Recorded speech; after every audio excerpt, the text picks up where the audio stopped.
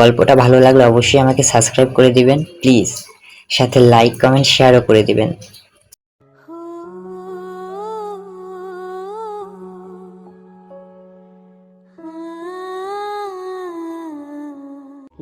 উনি এক হাত কোমরে আর এক হাত মাথায় রেখে দাঁড়িয়ে আছেন। কুয়াশা জাহানারা বেগমের থেকে নজর ছাড়িয়ে কড়াইয়ের দিকে তাকাতেই দেখে মাছগুলোর পোড়া পোড়া দাগ লেগে গেছে। সে তাড়াতাড়ি গ্যাস অফ করে মাছ নাড়তে বলল, সরি মা, আমি বুঝতে পারিনি। আসলে আমি কি তুই? হ্যাঁ, কি তুই? কাল লাগিনি, নিজের মাকে তো খেয়েছিস, এখন আমার অন্ন ধ্বংস করতে এসেছিস? কোন পোলার ভাবনায় এত মগ্ন ছিলি যে আমার মাছ তুই পুড়িয়ে ফেললি?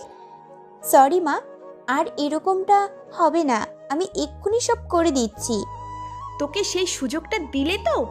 হারাম জাদি, আমার মাছ তুই পুড়িয়েছিস, এবার দেখ আমি কিভাবে তোর হাত পোড়াই।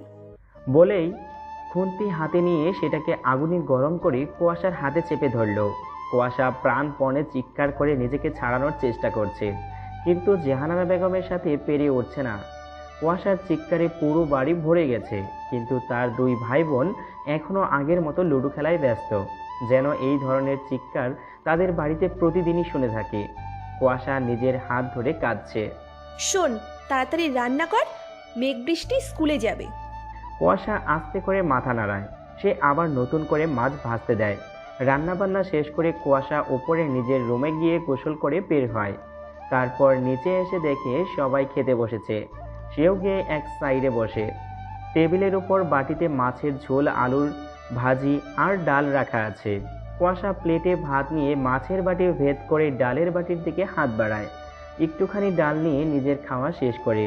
সবার খাওয়া দাওয়া শেষ হলে কুয়াশা পোড়া হাত নিয়ে ডাইনিং টেবিল গুছিয়ে থালা বাসন সব ধুয়ে তার ভাই বোনদের জন্য টিফিনে সাজিয়ে দেয়। টিফিন সাজানোর সময় মাছের বড় বড় টুকরো দেখে তার অনেক লোভ হয় একটুখানি মাছ খাওয়ার জন্য। না জানি কতদিন ধরে ভালো মন্দ খায় না, তবুও নিজেকে সংবরণ করে নিজের লোভ সামলে নেয়, না হলে আবার তার সৎমার বকবকানি শুনতে হবে। কুয়াশা এসবে ক্লান্ত, তাই হাত বাড়িয়ে কথা না শোনাই ভালো। সব কাজ মিটিয়ে কুয়াশা নিজেও কলেজের জন্য রেডি হয়ে নিল। এই কলেজে যাবে এই নিয়েও না জানি কত কথা তাকে শুনতে হয়। পড়াশোনা নিয়ে অতটা শিওর সে নিজেও নয় যে তাকে পড়াশোনা করতেই হবে, তবুও শুধু এই বাড়ি থেকে কিছুক্ষণ মুক্তি পাওয়ার জন্যই তার কলেজে যাওয়া। যতক্ষণ কলেজে থাকে ততক্ষণই সে ভালো থাকে, তাই বাবাকে বলে এই পড়াশোনাটা সে ধরে রেখেছে। যদিও বাবা তাকে ভালোবাসে, কিন্তু তবুও জাহানারা বেগমের কথার সামনে তার বাবাও টিকতে পারে না, তাই তার বাবা বেশি কথাও বলে না।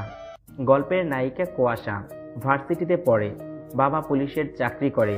তাকে জন্ম দেওয়ার সময় তার মা মারা যায়। বাবা দ্বিতীয় বিয়ে করে জাহানারা বেগমকে। মেঘ বৃষ্টি তারা হলো কুয়াশার সৎ ভাই বোন, আর সেটা কুয়াশাও মনে করে। খামোখা সৎদের আপন মনে করে তো কোনো লাভ নেই। আপন মনে করেছিল, তবে শুধুই পেয়েছিল তাচ্ছিল্যতা, তাই এখন আর সে তাদের আপন মনে করে না। পর তো পরই হয়, শুধু তাদের সাথে নিজেকে মানিয়ে নেওয়ার চেষ্টা করছে। মনে করবেন না যে নায়িকা শান্তশিষ্ট, যথেষ্ট চঞ্চলও রয়েছে, সেটা কলেজে গেলে সবাই বুঝে। প্ল্যান ল্যান্ড করার সাথে সাথেই সিঁড়ির দুপাশে কালো কোট পরিহিত ৬-৭ জন গার্ড এসে দাঁড়ায়। সামনে কালো রঙের 10টা গাড়ি দাঁড়িয়ে আছে। প্রত্যেকটা গাড়িতে একজন করে কালো রঙের কোট পরা লোক দাঁড়িয়ে আছে। প্লেনের দরজার সামনে এসে দাঁড়ালো সাদা শার্ট আর কালো ব্লেজার পরা সম্রাট খান। মুখে চাপ দাড়ি, চোখে সানগ্লাস, স্পাইক করা হেয়ার ফিট বডি। তার পেছনে বন্দুক নিয়ে দাঁড়িয়ে আছে আহসান আর শেম। সম্রাট প্লেন থেকে নেমে সোজা গাড়ির দিকে যেতে লাগলো। তাকে ওয়েলকাম জানাতে এসেছে বাংলাদেশ গ্র্যান্ড মাফিয়া মিস্টার গম্বুজ।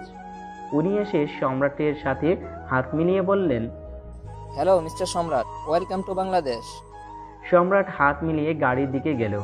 গার্ড দরজা খুলে দিল। সাথে সাথে সম্রাট গাড়িতে বসতেই গাড়ি চলতে লাগলো। তার পিছনে সব গাড়ি আসতে লাগলো।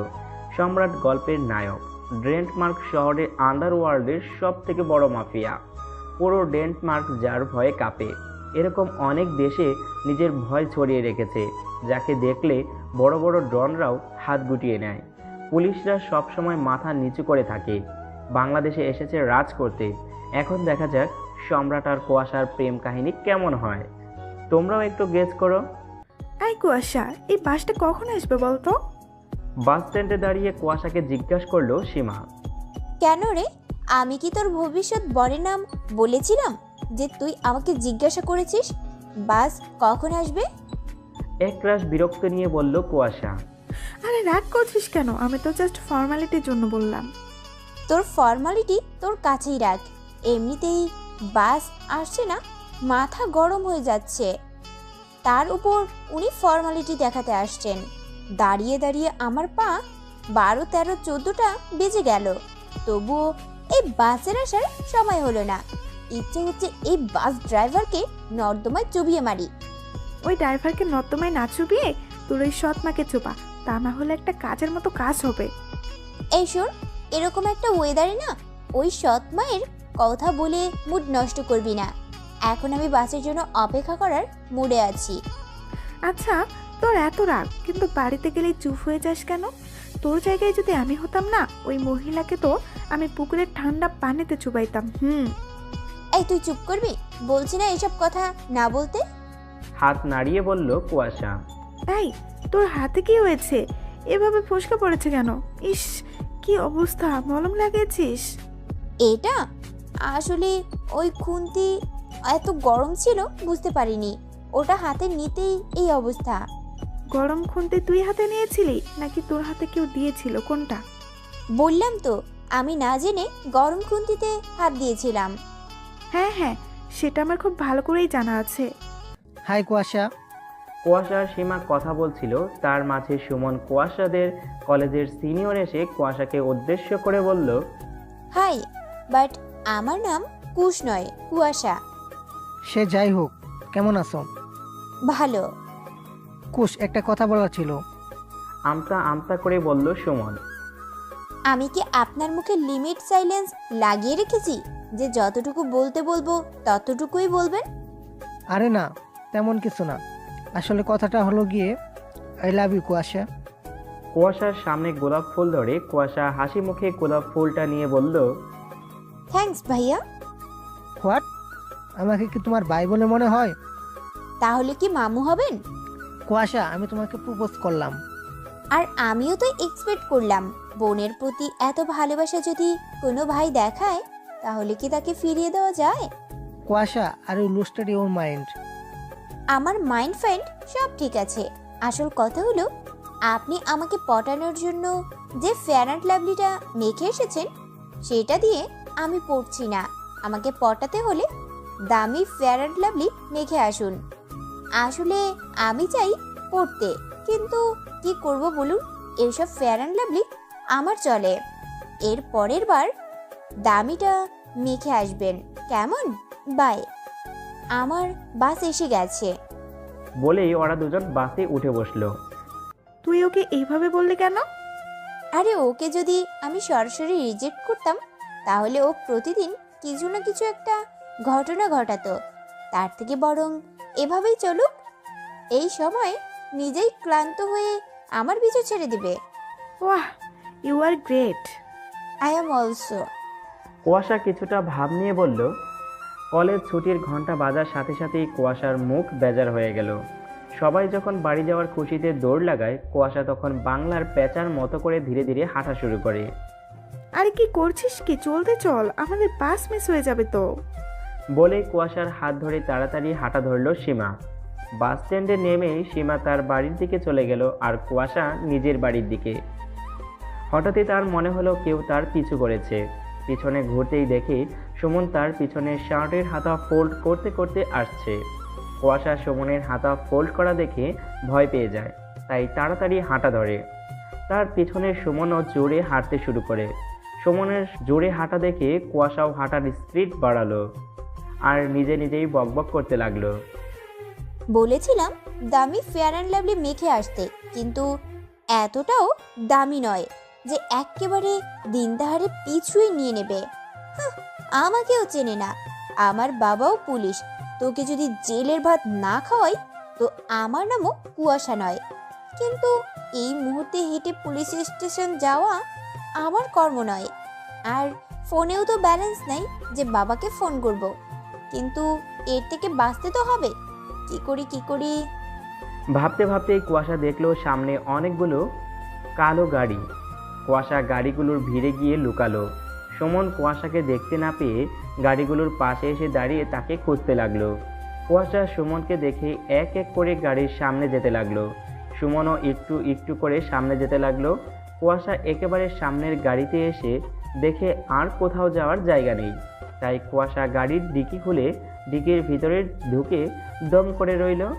আর এদিকে সুমন কুয়াশাকে খুঁজতে ব্যস্ত। কিছুক্ষণ পর সব গাড়িগুলো চলে গেল আর কুয়াশাও সেখানে নেই। তা দেখে মাথা গরম করে সুমন সেখান থেকে চলে গেল আর কুয়াশার ডিকির মধ্যে বন্দি হয়ে রইল। নির্জন মাঠ, চারদিকে শুধু সবুজের সমারোহ। চারপাশে কালো রঙের কোট পরা গার্ডসরা দাঁড়িয়ে রয়েছে।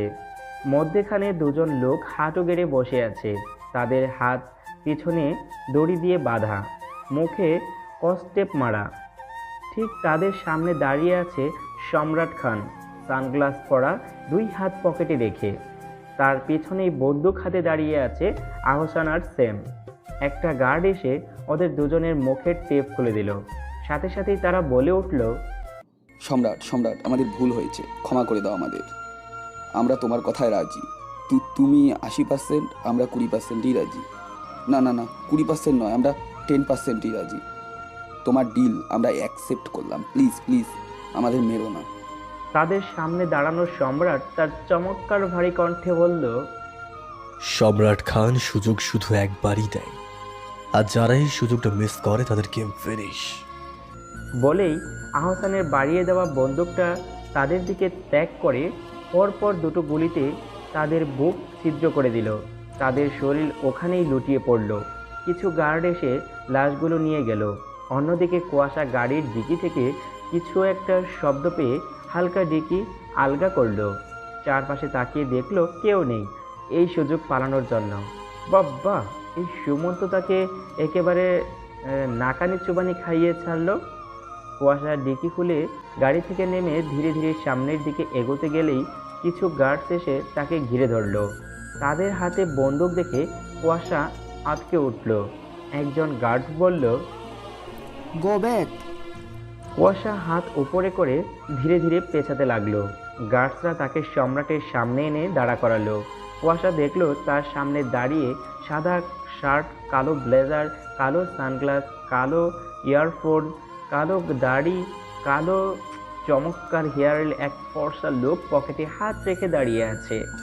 কুয়াশা তো পুরোই ক্রাশ খেয়েছে, কিন্তু এখন ক্রাশ খাওয়ার সময় নাই। এখন তাকে বাঁচতে হবে। এই লোককে দেখেই বোঝা যাচ্ছে ইনি এদের বস। তাই কুয়াশা সম্রাটের সামনে হাত জোর করে অনুনয় করে বলল, প্লিজ প্লিজ প্লিজ আমাকে মারবেন না। এদের বন্দুকগুলো নিচে নামাতে বলেন প্লিজ। এতগুলো বন্দুকের গুলি যদি আমার শরীরে ঢোকে তো একটা অংশও বাকি থাকবে না যেখানে আমার ফুটো থাকবে না। এত ফুটো নিয়ে আমি মরতে চাই না। ইনফ্যাক্ট আমি মরতেই চাই না। আমার মতো একটা শিশুকে মেরে আপনার কি লাভ? প্লিজ প্লিজ প্লিজ এদের বন্দুক নামাতে বলুন। সম্রাট গার্ডসদের হাতের ইশারায় গান নামাতে বলল। গার্ডসরা বন্দুক নামিয়ে নিল। কুয়াশা হাঁপ ছেড়ে বাঁচল। Thank you so much sir. আমি আমার বাবাকে বলে আপনাকে এতগুলো পুরস্কার পাইয়ে দেব, আর এটাও বলবো আপনি খুব ভালো। আর বলতে পারলো না কুয়াশা। চোখ বড় বড় করে সম্রাটের দিকে তাকালো। সম্রাট কুয়াশার কপালের মধ্যে গান ত্যাগ করে রেখেছে। কুয়াশা পাথর হয়ে দাঁড়িয়ে রইল। সম্রাট তার ভারী কণ্ঠে বলল, হু আর ইউ? কুয়াশা সম্রাটের ভারী কণ্ঠ শুনে ভয়ে কাঁপতে লাগলো। পরক্ষণেই মনে পড়ল সে কেন ভয় পাচ্ছে। আমার বাবা তো একজন পুলিশ অফিসার, তাহলে আমি কেন ভয় পাচ্ছি? ভয় পাবে তো এরা। দাঁড়া, এক্ষুনি দেখাচ্ছি মজা। আমাকে ভয় দেখানো? এবার কি করে উনি ল্যাজ গুটিয়ে পালায় সেটাই দেখব আমি। তাই একটু ভাব নিয়ে বলল, কি বললেন? Who are you? আপনি জানেন আমি কে? You know who I am? আমি হলাম কুয়াশা আহমেদ, এই এলাকার কমিশনারের একমাত্র আদরের মেয়ে আমি। যদি আমার গায়ে একটা গুলি লেগেছে না, তাহলে আপনার শরীরে 10টা ফুটো করবে আমার বাবা, দেখে নেবেন। কুয়াশার কথা শুনে সম্রাট আরও শক্ত করে তার মাথায় বন্দুক ধরল। তা দেখে কুয়াশার চোখ আরও বড় বড় হয়ে গেল। আরে আরে, কি করছেন কি? আসলে আমার বাবার আমি ছাড়াও আদরের একটা ছোট মেয়ে আছে। আমি মরে গেলে আমার বাবা তাকে নিয়ে সুখী থাকবে। আমার কথা ভুলে যাবেন উনি। আমি মরে গেলে আমার জন্য কেউ আপনাকে মারবে না, বকবে না, কিচ্ছু করবে না। শুধু একটা কেন, 10টা গুলি লাগলেও কেউ কিচ্ছুটি বলবে না। কিন্তু আমি এক্ষুনি মরতে চাই না, প্লিজ মারবেন না। ওকে ওকে, মারবে তো ঠিক আছে, আমি আগে চোখ বন্ধ করে রাখি, কেমন? যখন মারবেন আমি কিছুই বুঝতে পারবো না, তাহলে আমার অতটা লাগবেও না। এই নিন, আমি চোখ বন্ধ করলাম। কুয়াশা ভয়ে কটকট করে চোখ বন্ধ করে নিল, কিন্তু কিছুক্ষণ পর তার কানে একটা ভারী কণ্ঠ ভেসে এলো। গো। কুয়াশা পিটপিট করে নিজের চোখ খুলল, দেখল সম্রাট নিজের সানগ্লাস খুলে তার বাদামি চোখগুলো দিয়ে তার দিকে তাকিয়ে আছে। তখনই কুয়াশা ভাবল তাকে আবার এনকাউন্টার করার ধান্দায় নেই তো, তাকে পালিয়ে যেতে বলে পিছন থেকে আবারও শ্যুট করে দেবে না তো। এই না না, প্লিজ, আপনি কি আমাকে এনকাউন্টার করবেন নাকি? না প্লিজ। সম্রাট এবার রেগে গিয়ে গিটারে চাপ দিতে গেলে কুয়াশা ভয়ে 2 পা পিছিয়ে বলে, আরে মারার জন্য এত তাড়াহুড়ো কিসের? আগে তো পালাতে দিন। বলেই কুয়াশা দিল এক দৌড়। কুয়াশার যাওয়ার দিকে কিছুক্ষণ তাকিয়ে থেকে সম্রাট নিজের সানগ্লাস চোখে দিয়ে গাড়ির দিকে পা বাড়ালো। দুজনে দুদিকে পথ ধরল। এদের পথ এক হবে কিভাবে? কুয়াশার আজ বাড়ি ফিরতে দেরি হয়, সন্ধ্যা পার হয়ে যায়। তাই আজ একটু ভয়ে ভয়েই বাড়িতে ঢুকে, ভিতরে ঢুকে পা টিপে টিপে নিজের ঘরে যেতে চাইলেও পারে না। জাহানারা বেগমের চোখে ধরা পড়ে যায়। এই যে মহারানী, এতক্ষণে সময় হলো বাড়িতে আসার? শুনে কোন রাজপুত্রের সাথে ঘুরতে গিয়েছিলেন যে একেবারে রাতের বেলা বাড়ি ফিরতে হলো? বলি, লাজ লজ্জা বলতে কি কিছুই নেই নাকি? সারাদিন থেকে এই রাতের বেলা কোন পোলার সাথে ঘুরে এলি? হ্যাঁ, তো কোন পার্কে গিয়েছিলেন ঘুরতে যে আসতেই মন চায় না? শুনুন, এইসব কিছু না বন্ধ করুন, নইলে বাপকে বলে তোরে ঘরের মধ্যেই হাত পা ভেঙে বসিয়ে রাখবো, এই আমি বলে দিলাম। তা আমিও আবার কারে কি কই? যার মাই এরকম তার মেয়েও এরকমই হবে, তাই না? জাহানারা বেগমের কথা শুনে কুয়াশার খুব রাগ হলো। ইচ্ছে করছে তাকে বাথটাবের পানিতে চুবাতে, কিন্তু সে কিছু বলবে না, কারণ সে যদি একটা কথা বলে তাহলে উল্টে 10টা কথা তাকে শুনতে হবে। বাড়িতে অশান্তি বাঁধবে, সে চায় না তার জন্য কোনো অশান্তি লাগুক বাড়িতে। কি হলো কি?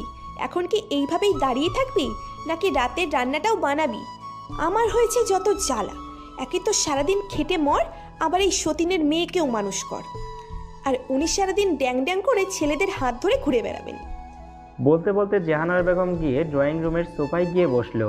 কুয়াশা চুপচাপ নিজের ঘরে গিয়ে ব্যাগ রেখে ফ্রেশ হয়ে সোজা গিয়ে রান্নাঘরে ঢুকে পড়ল। রান্নাবান্না সব শেষ করে আসতেই জাহানারা বেগম তাকে ঘর মুছতে লাগিয়ে দিলেন। এমন সময় রায়হান আহমেদ ডিউটি শেষ করে বাড়ি এলেন। বাড়িতে ঢুকতেই দেখে রাতের বেলা কুয়াশা ঘর মুছছে। আরে কুয়াশা মা, তুই এই রাতের বেলায় ঘর মুছতে গেলি কেন? আসলে বাবা, ঘর ধরে অনেক ময়লা পড়েছে, তাই ভাবলাম একটু মুছে দেই, বসেই তো আছি। তাই বলে এই রাতের বেলা? বাড়িতে কি সারাদিন কেউ থাকে না নাকি যে রাতের বেলা তোকেই ঘর মুছতে হবে? রায়হানের কথা শুনে সোফায় বসা জাহানারা বেগম চেঁচিয়ে উঠলেন, হ্যাঁ হ্যাঁ, এই করো দুই বাপ বেটি। আমার তো আর কোনো কাজ নেই না, সারাদিন তো বসে বসে খাই, আর ওনার মেয়েকে একেবারে খাটিয়ে মারি আমি। সারাটা দিন আমার এ কাজ ও কাজ পেরিয়ে যায়, তোমার মেয়ে তো সারাদিন ঘুরেই বেড়ায়। তো এখন যদি একটুখানি ঘর মোছে, তাতে কি এমন আসে যায় শুনি? রায়হান বুঝতে পারলেন এখন কোনো কথা বলা মানে অযথা ঝগড়া লাগা, তাই কোনো কথা না বলে নিজের রুমে চলে গেল। কুয়াশা সব কাজ শেষ করে এসে নিজের বিছানায় একটু গা এলিয়ে দিল।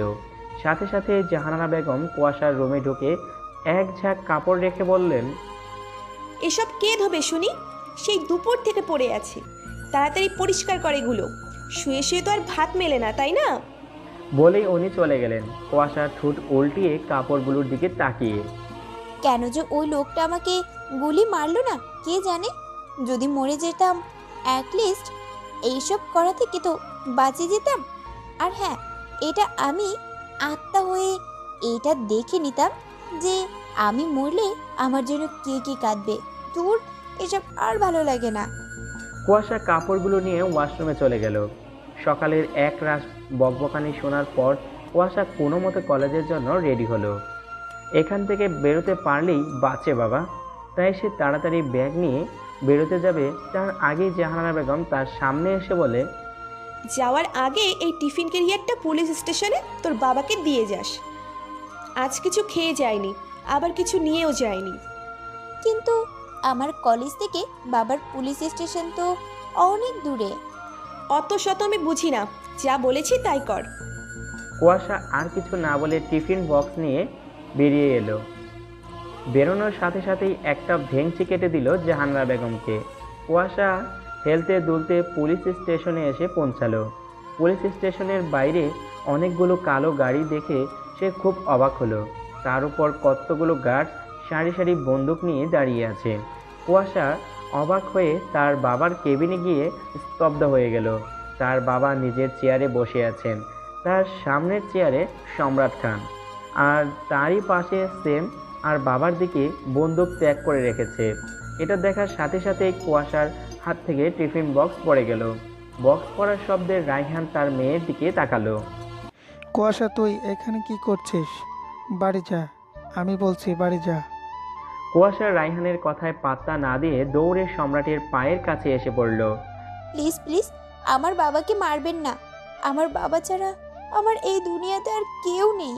প্লিজ আমার বাবাকে ছেড়ে দিন। প্লিজ, আপনার দুটো পায়ে পড়ি। কুয়াশা, কি করছিস কি? এদের মতো মানুষপি জানোয়ারদের পায়ে ধরতে নেই, পা ধরে আঁচড়াতে হয়। তুই এখান থেকে চলে যা, আমি বলছি তুই চলে যা।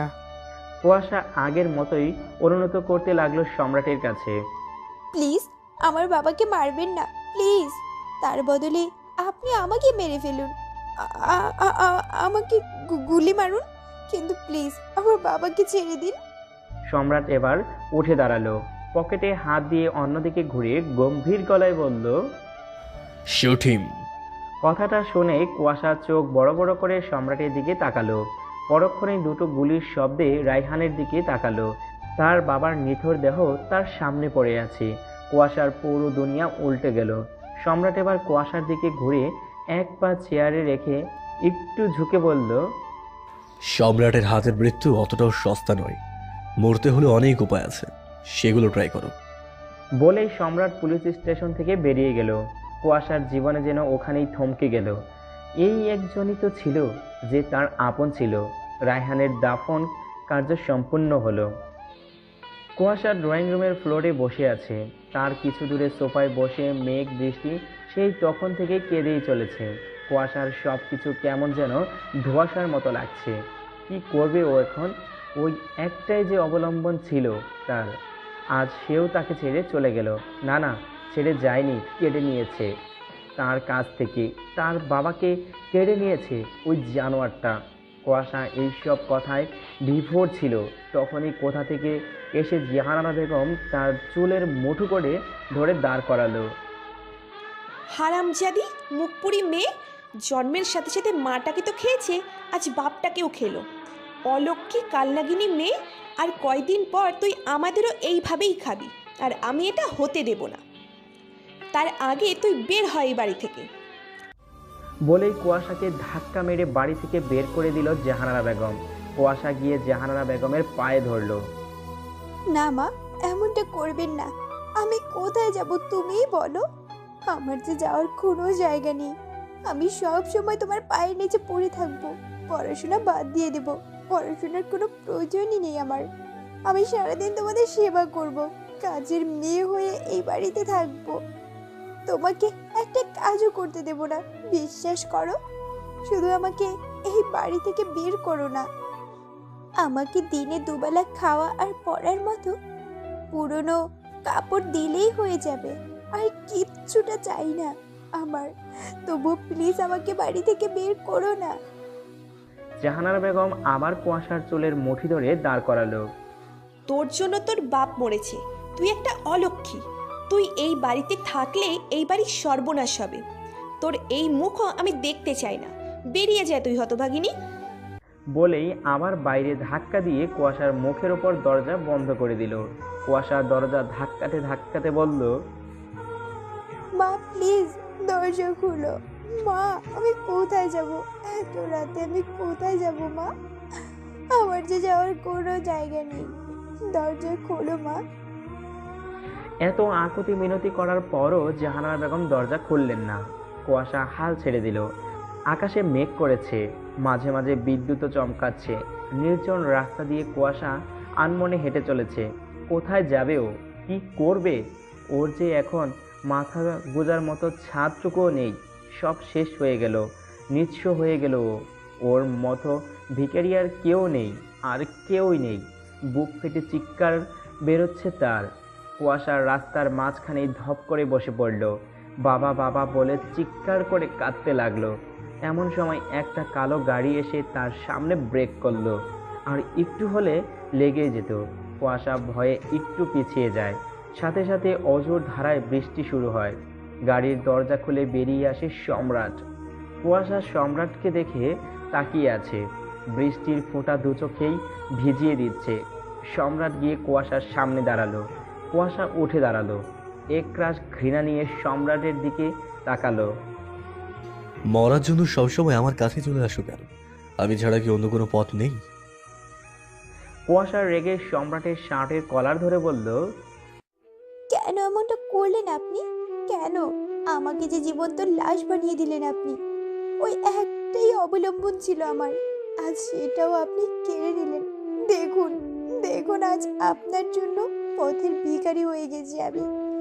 মাথা গোজার মতো চারটুকু নেই আমার কাছে।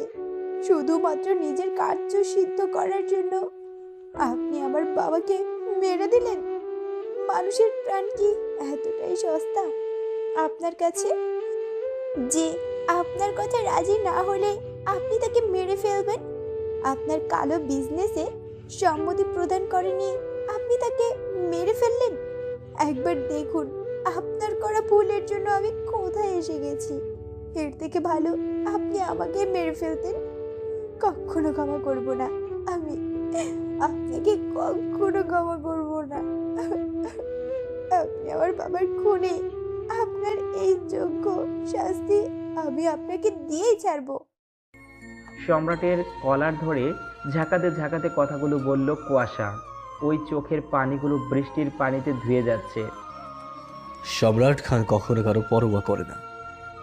বলেই নিজের কলার কুয়াশার থেকে ছাড়িয়ে তার হাত ধরে নিয়ে গিয়ে রাস্তার পাশে দাঁড় করিয়ে দিল। তারপর নিজে গাড়িতে উঠে গাড়ি স্টার্ট করলো।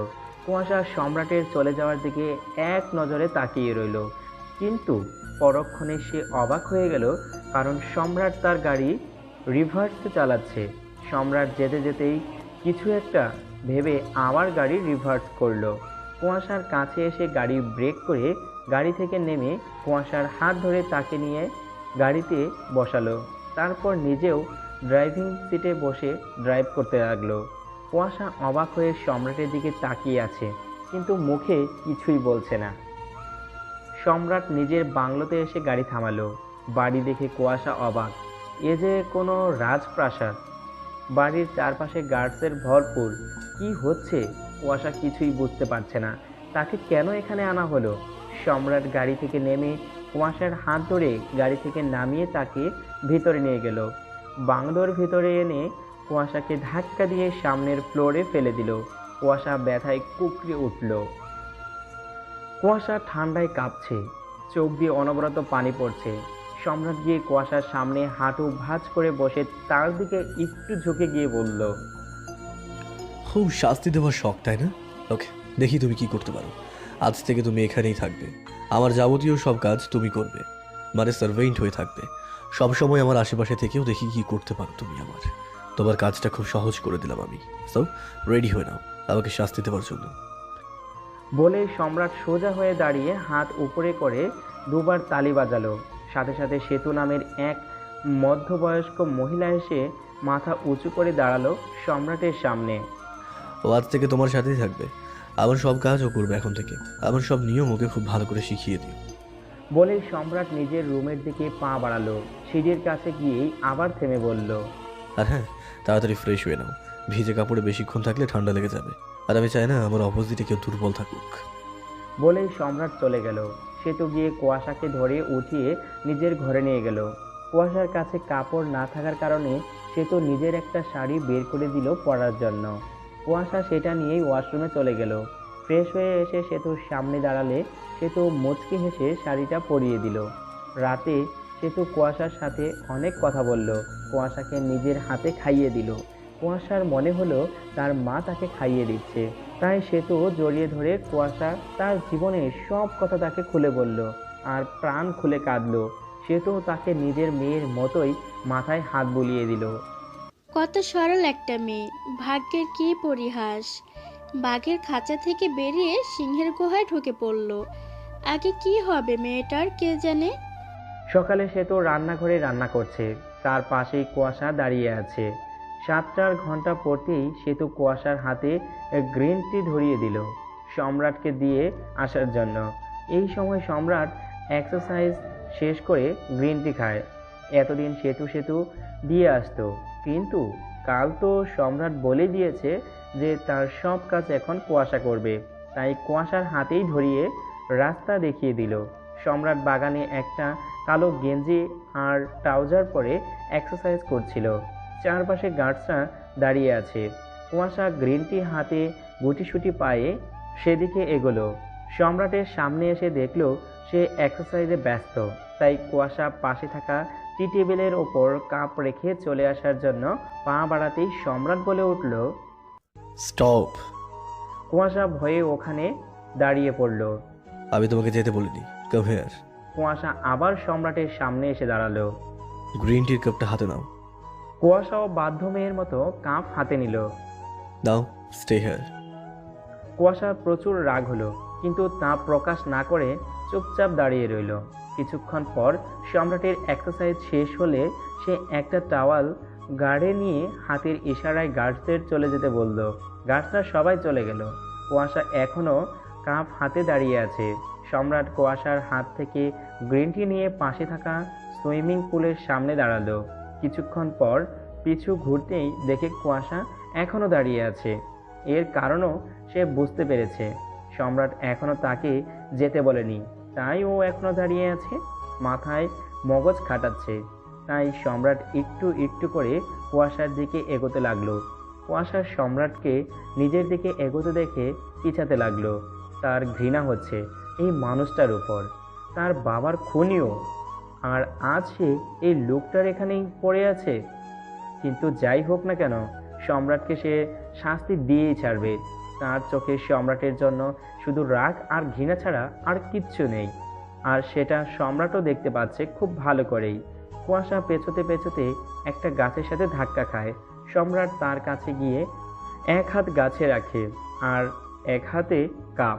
সম্রাটকে দেখে কুয়াশার মনে সেই এক দানবটার থেকে হয়তো অর্ধেকের অর্ধেক। খুব বুদ্ধি খাটাতে পারো, তাই না? আচ্ছা, এই বুদ্ধিটা কোথা থেকে আসে মগজে? তোমার তো আবার খুব মরা শখ। এখন যদি আমি তোমার মাথা থেকে এই মগজটাই ছিঁড়ে বের করে দিই, তো তুমি ছটফটাতে মরবে। কিংবা আমার গানের একটা বুলেট তোমার এই কপাল ভেদ করে মগজে ঢুকিয়ে দিই, তো 2 মিনিটে মরবে। খুব ভালো আইডিয়া, রাইট? তোমার শখও পূরণ হয়ে যাবে আর আমার রাগও কমে যাবে। কুয়াশা ঘৃণা মিশ্রিত রাগী চোখে সম্রাটের দিকে তাকালো। ও সুইটার, এইভাবে তাকিও না। ইউনো, রাগলে তোমাকে কতটা হট লাগে। তোমার এই রাগি লোক আমাকে কিল করে।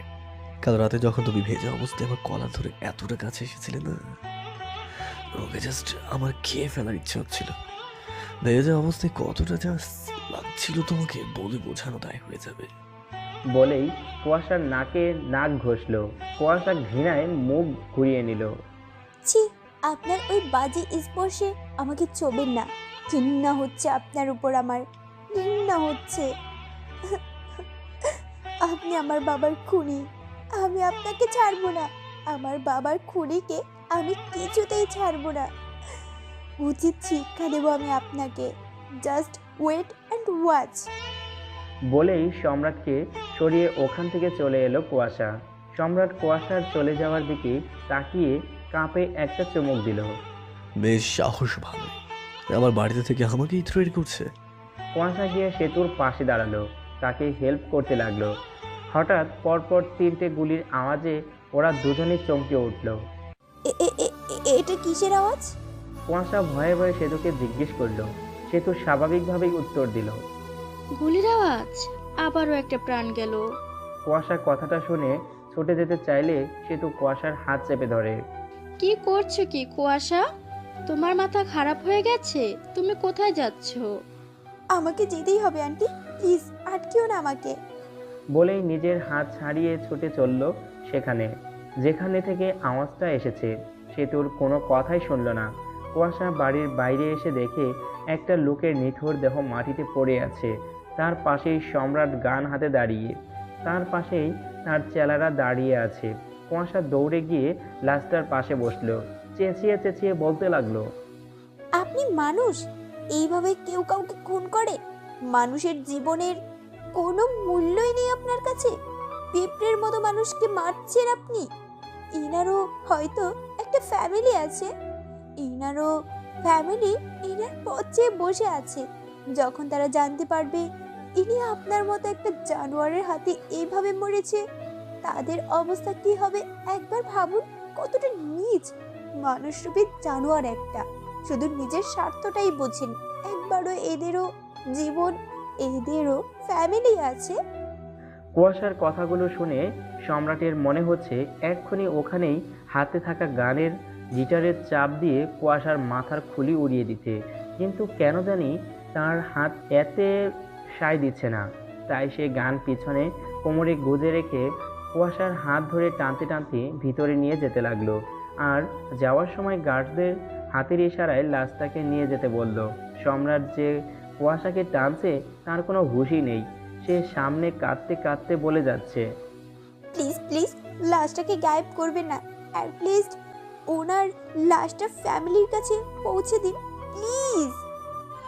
সম্রাট কুয়াশাকে টানতে টানতে নিজের রুমে নিয়ে এসে ঠাস করে দরজা বন্ধ করে দরজার সাথে তার 2 হাত চেপে ধরল। কুয়াশা ব্যথায় কুঁকড়ে উঠল। সম্রাট ভারী গলায় দাঁতে দাঁত চেপে বলল, আমাকে জানোয়ার বলার সাহস কোথায় পেলে তুমি? এতটুকু একটু মেয়ে সম্রাট খানকে জানোয়ার বলছে? How dare you!